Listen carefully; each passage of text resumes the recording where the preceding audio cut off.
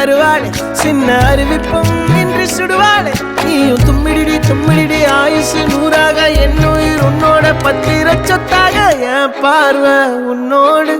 உன் பொம்மை கண்ணோடு பேசாமல் விண்ணோடு நாம் மிதந்து போவோம் காதாரா அடியாளோ நான் தாங்க மாறோடு